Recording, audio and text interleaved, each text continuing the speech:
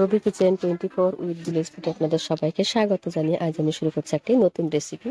আজ আমি বানাবো শীতের সবজি মানে ফুলকপি আর মাছ দিয়ে একটা নতুন ধরনের রেসিপি। ভিডিওটা প্রথম থেকে শেষ পর্যন্ত দেখতে থাকুন। চলুন আমরা একটি ফুলকপি তুলে নিই।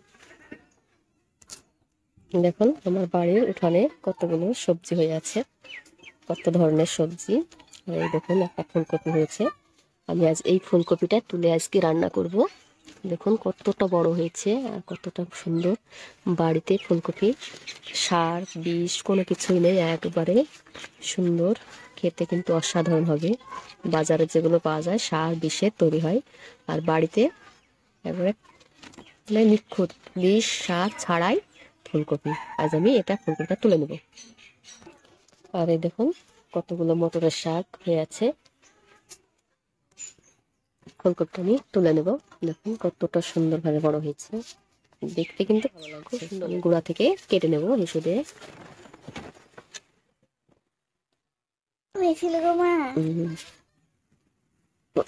তুলে নিয়েছি। এই দেখুন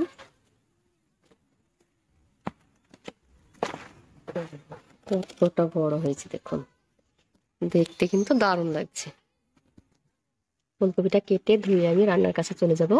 তার জন্য দুটো আমাকে ধনিয়া পাতা তুলতে হবে। চলুন আমরা ধনিয়া পাতা তুলে নিয়ে আসি। এই দেখুন কত সুন্দর ফুল আমার মেয়ে লাগিয়েছে গাছগুলো। আর এখানে টমেটো আছে, আর এই দেখুন ধনিয়া পাতা, দেখছেন তো কত সুন্দর ভাবে হয়েছে। আমি ধনিয়া পাতাগুলো তুলে নেব। এইভাবে আমি কেটে কেটে নেব, তাহলে আবার পাতাগুলো বেরোবে। এইভাবে আমি তুলে নেব। আমার এই কটা হলে হয়ে যাবে। চলুন এবার রান্নার কাছে চলে যাই।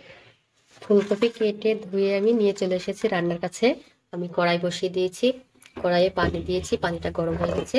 এবার আমি এই ফুলকপিগুলাকে এইখানে গরম পানিতে দিয়ে হালকা একটু 2 মিনিট সিদ্ধ করে নেব। তাহলে কি হবে, গন্ধটা এবং পোকা টোকা থাকলেও চলে যাবে। ফুলকপির যে গন্ধ থাকে ওটা চলে যাবে। ফুলকপির সঙ্গে আলুগুলো আমি দিয়ে দেবো, দিয়ে আমি নেড়ে 2 মিনিটের জন্য একটু ফুটিয়ে নেব।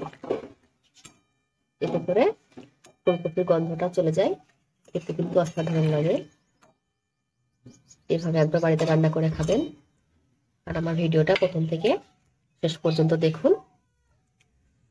ঢাকা দিয়ে দেবো। আর যেসব বন্ধুরা নতুন তারা প্লিজ আমার ভিডিওটা সাবস্ক্রাইব করুন। ঢাকা তুলে রেখে নেবো। দেখুন কালারটা চেঞ্জ হয়ে গেছে। এবার আমি এটাকে নামিয়ে নেব। অর্ধেক সিদ্ধ কিন্তু হয়েই যায়, মানে হাফ সিদ্ধ হয়েই যায়। এবার আমি এটাকে নামিয়ে নেব।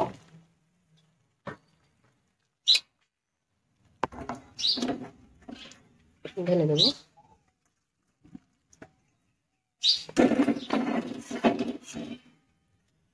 কড়াই আমি বসিয়ে দিয়েছি, এবার আমি মাছগুলোকে ভেজে নেব।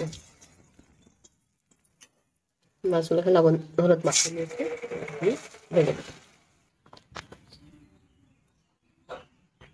ওই তেলে এই পেঁয়াজ রসুন আর কাঁচা লঙ্কা পাকা লঙ্কা দিয়ে ভেজে নেব।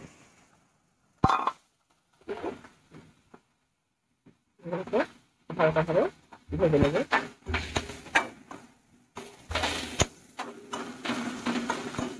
পেঁয়াজগুলো আমার ভাজা ভাজা হয়ে গেছে, এগুলো আমি তুলে নেব।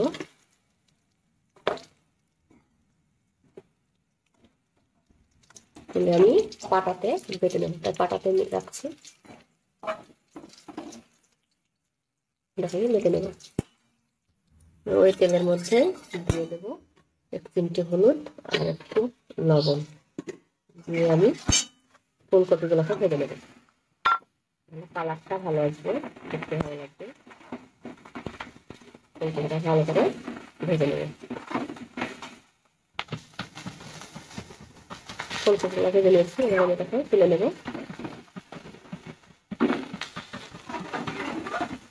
ভালো করে ভেজে নিয়েছি। কড়াতে তেল দিয়ে দিলাম, সেটা আমি আলুগুলোকে ভেজে নেব।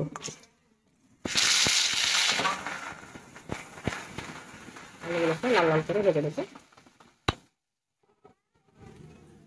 পেঁয়াজ রসুন ভাজা এগুলো আমি বেটে নিয়েছি, তুলে নেব। তুলে নিয়ে রাখলাম। এটা জিরে আর আদা বাটা, এটা রসুন পেঁয়াজ দিয়ে ভেজে বেটে নিয়েছি। আর এখানে বেটে নিয়েছি সর্ষে, কালো সর্ষে বেটে নিয়েছি। আলুটা আমার ভাজা হয়ে গেছে, আলুটা আমি তুলে নেবো। আলুটাকে তুলে নিচ্ছি।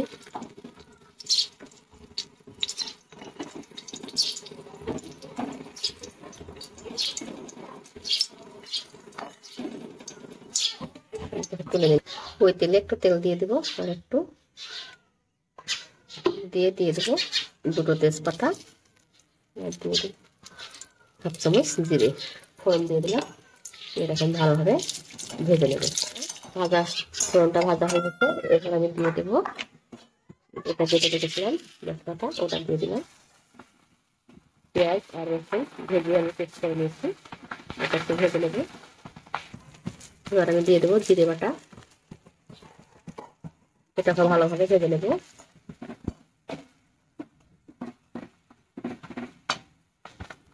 মশলাটা কষানো হয়ে গেছে, এবার আমি দিয়ে দেবো হলুদের গুঁড়া, দিয়ে দেবো অল্প মরিচের গুঁড়া। ঝালটা যে যেমন খাবেন সেরকম দিলে এটা ভালোভাবে কষিয়ে নেব। এবার দিয়ে দেবো লবণ, আর দেবো গরম মশলার গুঁড়ো, আর দেবো ধনিয়া গুঁড়ো।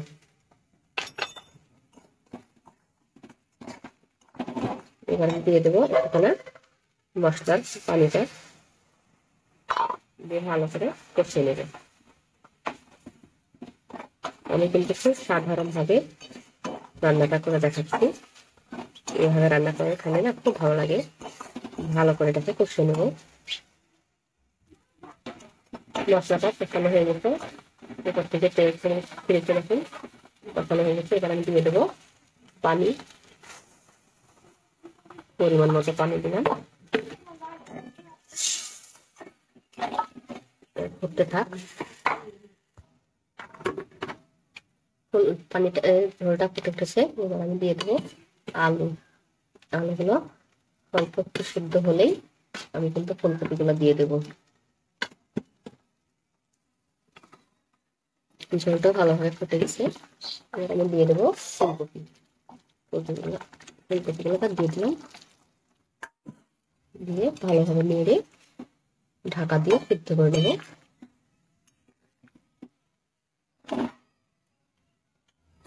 এবার আমি ঢাকা দিয়ে দেবো, ঢাকা তুলে দেখে নেবো।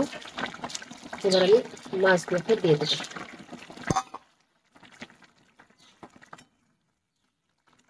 দিয়ে আমি আবারও ঢাকা দিয়ে দেবো। ঢাকা তুলে দেখে নিচ্ছি করতে হয়েছে কিনা। ফুলকপি আলু ভালো মতো সেদ্ধ হয়ে গেছে। এবার আমি যে এটা দিয়েছিলাম সর্ষে বাটা, এই সর্ষে বাটাটা আমি এবার দিয়ে দেবো, দিয়ে ভালোভাবে নেড়ে নেবো। সর্ষে বাটা দিয়ে ফুলকপি রান্না খেতে অসাধারণ, খুব সুন্দর লাগে খেতে। এভাবে একবার বানিয়ে খান, দেখুন খুব ভালো লাগে। আমাদের ফুলকপির তরকারিটা হয়ে গেছে। সর্ষে বাটা দিয়ে বেশিক্ষণ জাল দিতে নেই, তাহলে পিত্ত লাগে। আমার এটা হয়ে গেছে। এবার আমি এটাকে ধনেপাতা কুচি দিয়ে নামিয়ে নেব।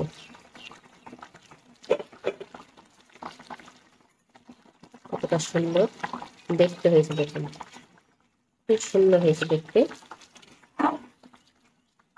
এভাবে রান্না করে বাড়িতে খেয়ে বলবেন কমেন্টে কেমন হয়েছে, আর আমার রান্নাটা কেমন হলো বলবেন।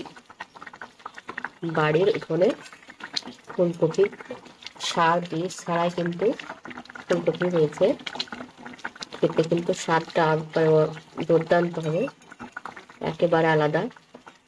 এবার আমি এটাকে নামিয়ে নেব। দেখছেন তো কত সুন্দর কালার, এত সুন্দর কালার হয়েছে। ঝোলটা দেখুন কত সুন্দর হয়েছে। এইভাবে সর্ষে বাটা দিয়ে আর ওই যে পেঁয়াজ রসুন একসঙ্গে বেটে পেস্ট করে কত সুন্দর হয় টেস্ট, কত সুন্দর লাগছে দেখুন। আমি এটাকে ঢেলে নেবো, তরকারিটা হয়ে গেছে। বলে নিচ্ছি।